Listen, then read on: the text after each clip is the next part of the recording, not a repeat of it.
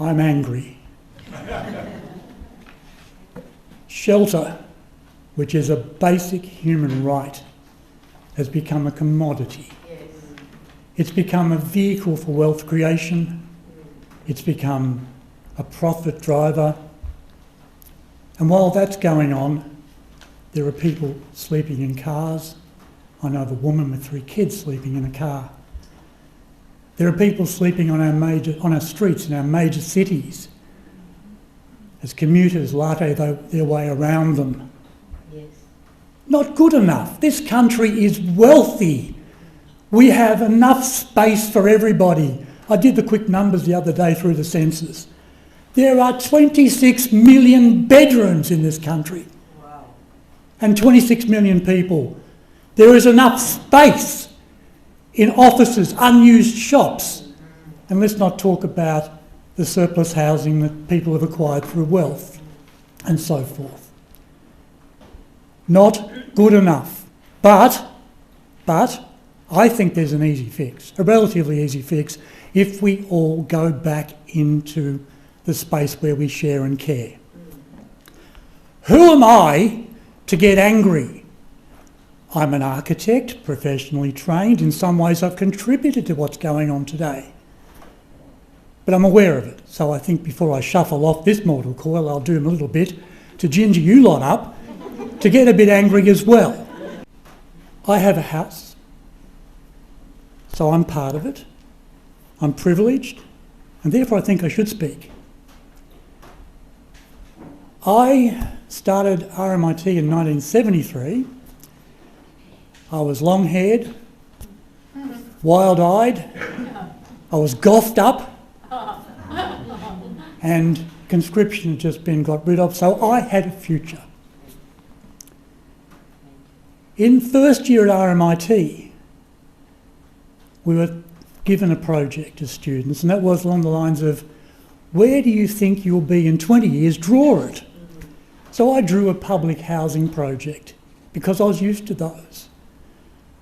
My dad had left us when I was a kid, when I was a baby actually. We did it tough. I was used to public housing. I didn't live in one, but it was familiar to me, and I felt that it was the right place to use my skills as an architect, getting an education for free, provided by the community around me. So what happened? I graduated. I ended up getting some work doing public housing through the then Ministry of Housing. Not 20 years out, it was about 5 years out. And that was going well. I did little houses in strange suburbs that no one knows about because they were little houses. And I liked them that way. They just fitted into communities. They fitted into the villages that they were in. Then the great privatisation washed across Victoria. Thank you, Jeffrey.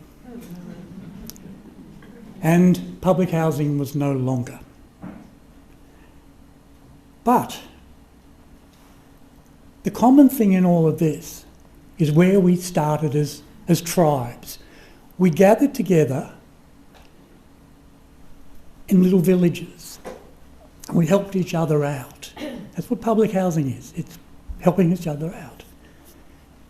And if I wanted to build a shelter, and I might use that word instead of housing from time to time, I'd do as much as I could, the way I wanted to do it, for me, and other people in the village would help me get to the end result. And in turn, I would help them build their shelter and so forth.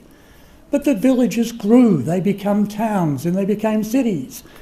Then the Industrial Revolution came along, and then we built villages specifically for mills and villages specifically for mines. And the common thread now is those villages were to house the workers, to help the mine owners, to help the mill owners make a profit. So profit enters the housing and shelter equation. After industrialisation became corporatisation, and we set the seeds for our development, construction, finance, real estate, and dare I say it, design industries. We ceased to be collaborators in our construction and seeking for shelter.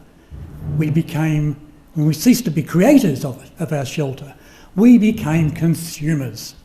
And we had little choice. We still have little choice. Now, I have a quote. And this came out yesterday in the Guardian. If it hadn't come out, we've had to delay this for a week because this is so pertinent. This is so pertinent. Lots of numbers, that's why I have to read it.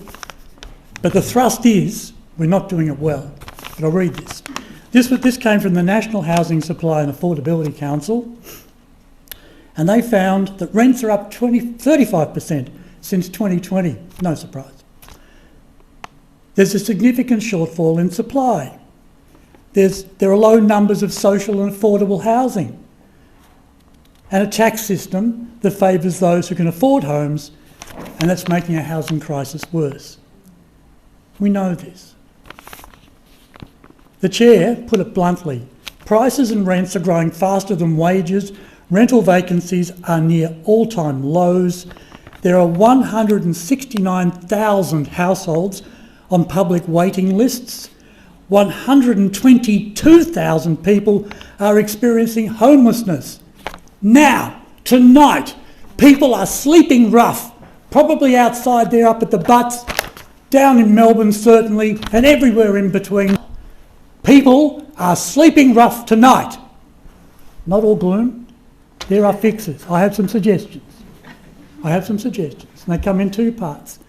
There's what we can do now, and there's what we can do today for tomorrow. Now, we can share. We can re-village. We can go back to those values that we used to have, and we still have. You're all good people. You can take away what I'm ranting on about, and you can go back to your villages, and you can perhaps do some of the things or start some projects along the lines of what I'm about to suggest. One is sharing. Now, a good one is sharing holiday houses. Picture this. You've got a place in the scrub, there's a little primary school down the road. Why can't the teacher live there when you're not there during the term breaks? During the terms, I should say. And during the term breaks, you come along and use it over the long period. Why not? Easy. We've got a house. I know of a project I was around the edges of in Melbourne 20 years ago. It was in Caulfield. A not-for-profit organisation set up a program where old folks had students. There was a shortage of student housing around Caulfield then. The students moved in with the old folks, and you get a great mix there. You mop up housing, put that away.